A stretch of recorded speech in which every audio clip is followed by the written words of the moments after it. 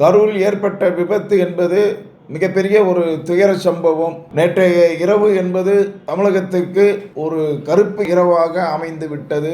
ஒட்டுமொத்த தமிழ் மக்களும் அவர்கள் இல்லத்தில் ஏற்பட்ட துயரமாகவே நினைத்து கண்கலங்கி கொண்டு இருக்கிறார்கள்.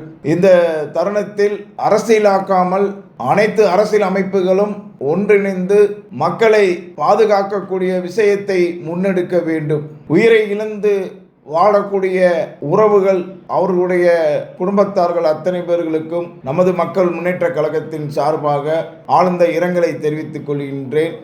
அதே வேளையிலே மருத்துவமனையிலே சிகிச்சையில் இருக்கக்கூடிய உறவுகள் வெகு விரைவாக பூரண குணமடைய வேண்டும் என்று இந்த நேரத்திலே நாம் அனைவரும் பிரார்த்தித்துக் கொள்வோம். அரசியலுக்கு அப்பாற்பட்டு அனைத்து அரசியல் கட்சியை சேர்ந்த தொண்டர்களும் பொதுமக்களும் இந்த துயரமான சம்பவத்தை நினைத்து கண்கலங்கி கொண்டிருக்கிறார்கள். இந்த துயர சம்பவம் நம்மை விட அதிகமாக நடிகர் விஜய் அவர்களை பாதித்திருக்கும். அதே போல தமிழக வெற்றி கழக தொண்டர்களையும் பாதிப்பை உண்டாக்கியிருக்கும். இந்த தருணத்திலே அவர் நடிகர் விஜய் அவர்களுக்கும் அவருடைய கழக தொண்டர்களுக்கும் நாம் ஆறுதலை தெரிவித்துக் கொள்கின்றோம். அதே வேளையிலே ஆளும் கட்சியும் சரி, நடிகர் விஜய் கட்சியினரையும் நாம் குறை கூறுவதை விட அனைவருமே பொறுப்பேற்று எதிர் வரக்கூடிய காலங்களில் எந்த ஒரு அரசியல் கட்சி நிகழ்வாக இருந்தாலும் இது போன்ற சம்பவங்கள் நடைபெறாத வண்ணம் தடுத்திடக்கூடிய வகையிலே நாம் அனைவரும் முன்னின்று பாதுகாத்து கொள்ள வேண்டும்.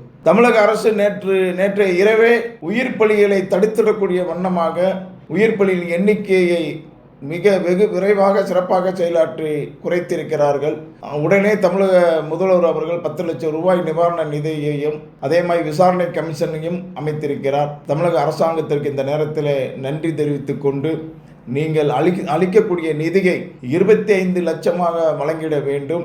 மறைந்த ஒவ்வொரு குடும்பத்தார்களுக்கும் ஒரு அரசு வேலையை நீங்கள் கட்டாயம் செய்து கொடுத்துட வேண்டும் என்று கேட்டுக்கொண்டு, இந்த வேளையிலே நடிகர் விஜய் அவர்களுக்கு உயிரிழந்த ஒவ்வொரு குடும்பத்தாரையும் நீங்கள் கூடிய விரைவாக ஒவ்வொரு இல்லங்களுக்கும் சென்று அவர்களை ஆறுதல் படுத்திட வேண்டும் என்று ஒரு வேண்டுகோளாக நாங்கள் சார்ந்திருக்கக்கூடிய நமது மக்கள் முன்னேற்ற கழகத்தின் சார்பாக கேட்டுக்கொள்கின்றேன்.